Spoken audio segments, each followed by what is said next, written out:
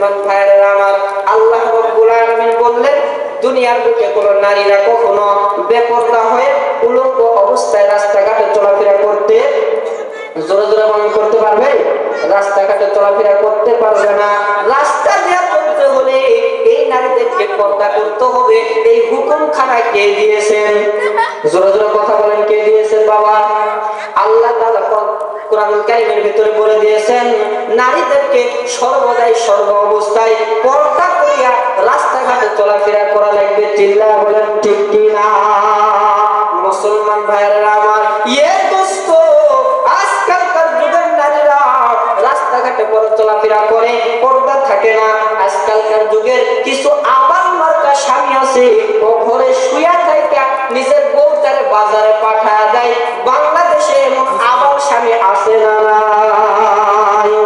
জোরে জোরে বলা লাগবে ভাই, জোরে জোরে বলেন, আছে না নাই? ঘরের ভেতরে শুয়া থাইকা নিজের বউটারে বাজারে পাঠায় দেয়। ওই বউটা ঠোঁটে লিপস্টিক কখনো সারে, জোরে জোরে বলেন, সারে?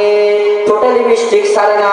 ঘরে আসিয়া ঘরের দরওয়াজায় টক টক করিয়া ডাক দেয় জরিনা বলিয়া, ওর মুখ ঠোঁটের ভিতরে লিপস্টিক আছে, ও ঘরের ভিতর থেকে জবান খুলিয়া ডাক দিতে পারে না। ও বলে আসছি।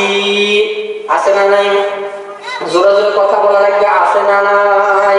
মুসলমান ভাইয়েরা আমার, বাংলার জমিনে এই নারীদের কারণে আজকে বাংলাদেশের ভেতরে জিনার কাজটা বেড়ে গেছে। এই প্রত্যেকটা নারীগুলো বাংলার জমিনে, এই প্রত্যেকটা নারীগুলো একা একা কখনো জাহান্নামে যাবে? জোরে জোরে বলেন, যাবে? একা একা কখনো বাবাজি এই মহিলারা জাহান্নামের ভেতরে যাবে না। এই প্রত্যেকটা মহিলারা জাহান্নামের ভেতরে 4 জন পুরুষকে সঙ্গে করে নিয়ে যাবে। চিল্লায়া বলেন কয়জন? আর জোরে জোরে বলেন কয়জন বাবা?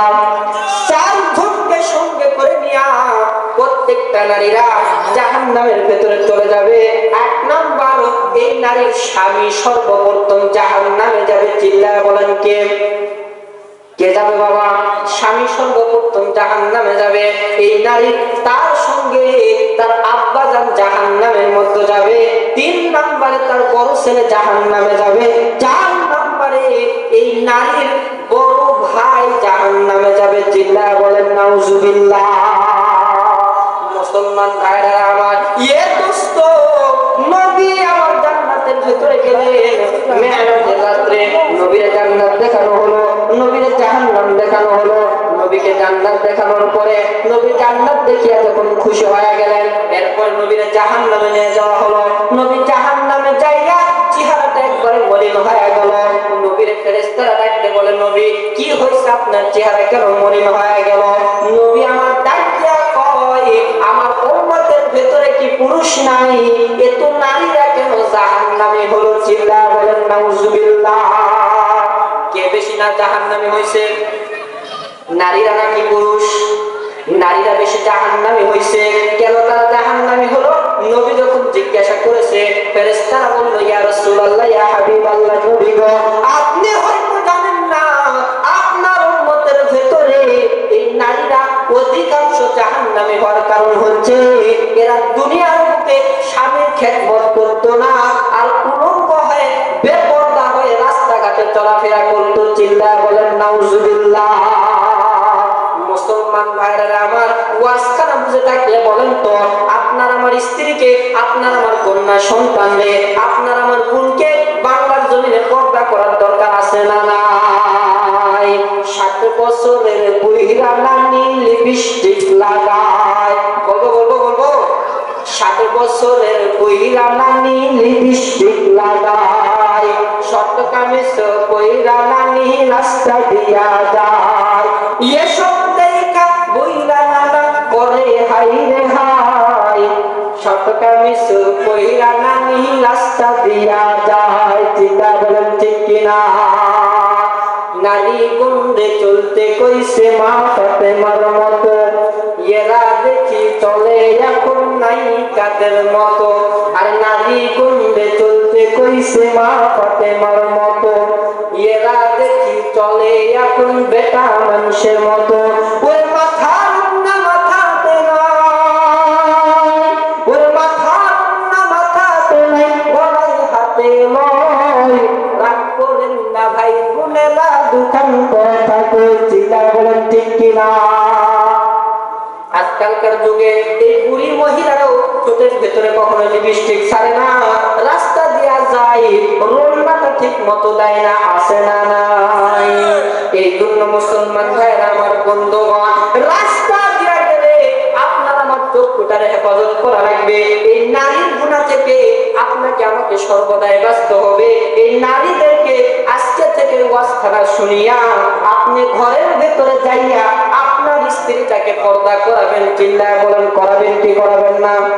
করাবেন করাবেন পর্দা করাইতে হবে। মুসলমান ভাইরা আমার বন্ধুগণ, এই নারীদের কারণে আপনি আমি জাহান্নামের ভেতরে চলে যাইতেছি। যাই হোক, আপনার মুখ ওয়াজের ভেতরে চলে যায়। আল্লাহ রাব্বুল আলামিন বললেন, কদ আফলাহাল মুমিনুন আল্লাযীনা হুম ফি সলাতিহিম খাশিউন। ওই ব্যক্তিরাই তো সফলকামী হয়েছে যারা খুশু আর খুশুর সহিত সুন্দর করিয়া নামাজটা আদায় করেছে। চিল্লায় বলেন সুবহানাল্লাহ। এ বাবা, জবান কি খোলা যাবে? জবান খোলা যাবে? এখানে জবান খুললে কি গুনাহ হবে?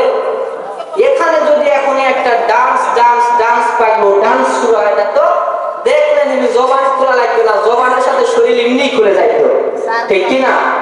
এমনি লাফালাফি শুরু হয়ে যাইতো, এইদিকে শিল্পী লাফায়, এইদিকে শ্রোতারাও লাফায়। দেখছেন দেখছেন? শ্রোতারাও লাফায়, শিল্পীরাও লাফায়। আর আমরা ওয়াজের ময়দানে আসি, সুবহানাল্লাহ বললে মুখ ব্যথা হয়, এজন্য বলা যাবে না। সুবহানাল্লাহ বলার ফজিলত জানেন? নবী আমার ডাক দিয়ে কয়, সাহাবায়ে কেরাম তোমরা শুনে রাখো, যেই জায়গায় কোরআনুল কারীমের কথা বলা হয়, যেই জায়গায় আমার হাদিস শরীফের কথা বলা হয়, এই জায়গায় যদি একবার সুবহানাল্লাহ তোমরা বলো, আমার আল্লাহ তোমার আমলনামা থেকে 10টি গুনাহকে কেটে কেটে বাদ দিয়ে দেবে। সুবহানাল্লাহ। শুধু তাই নয় গো বাবা, তাই নয়, বিশ্ব নবী আর সাহাবায়ে কেরামদেরকে বললেন, ও সাহাবায়ে কেরাম তোমরা শুনে রাখো, দিনের মাহফিলে বসিয়া একবার সুবহানাল্লাহ বলার কারণে আমার আল্লাহ তোমার আমলনামায় 10টা সওয়াব অটোমেটিক লেখা দিবে। চিল্লায় বলেন সুবহানাল্লাহ। জোরে জোরে বলেন না ভাই সুবহানাল্লাহ। মুসলমান ভাইরা আমার, নবী আবার সাহাবায়ে কেরামদেরকে আরো বলে দিলেন, একবার সুবহানাল্লাহ বললে তোমার জন্য আমার আল্লাহ জান্নাতের ভিতরে স্পেশাল গাছ একটা লাগায় দিবে। সুবহানাল্লাহ বলে। তাহলে বলেন তো বাবাজি, সুবহানাল্লাহ এই কথাটা বলার ফজিলত আছে না নাই? জোরে জোরে বলেন আছে না নাই? মুসলমান ভাইরা আমার, নামাজ পড়তে হলে নামাজটা সুন্দর করিয়া পড়তে হবে। নামাজের ভেতরে খুশু খুশু সহিত নামাজটা আদায় করতে হবে। নামাজি ব্যক্তিদের মধ্যে হতে আমার আল্লাহ তাআলা বলে দিলেন, ওই নামাজিরাই নামাজের ভেতরে ধ্বংস হয়ে যাবে। যেই নামাজগুলা নামাজের ভেতরে সুন্দর করিয়া নামাজটা আদায় করে নাই, নামাজের ভেতরে অলসতাগিরি যারা দেখাছে, এদেরকে আমার আল্লাহ বিনা হিসাবে জাহান্নামে দিবে। চিন্তা বলেন নাউজুবিল্লাহ। মুসলমান ভাইরা আমার, আল্লাহ তাআলা এই কোরআনুল কারীমের ভিতরে কয়, ফাওয়াইলুল লিল মুসাল্লিন।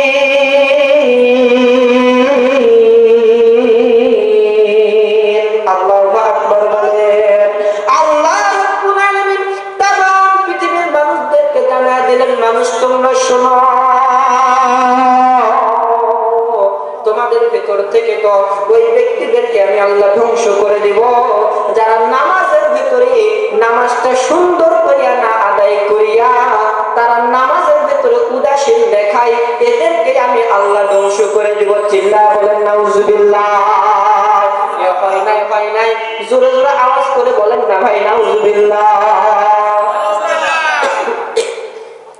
ওয়াজখানা বুঝে থাকলে বলেন তো, নামাজের ভিতরে আপনারে আমার সুন্দর করে নামাজ পড়ার দরকার আছে না নাই? আছে।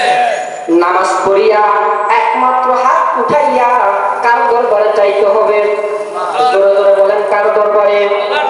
মুসলমান ভাইরা আমার, দোস্ত মুসলমানের সন্তানরা আল্লাহর কাছে চাওয়া ভুলে গেছে। আল্লাহর কাছে না চাইয়া ওর জিন্দেগিতেও একটা বেটা হয় না। জোরে বলেন কি বেটা বুঝেন? বেটা বুঝেন? পুত্র সন্তান, পুত্র সন্তান, জিন্দেগিতেও পুত্র সন্তান হয় না।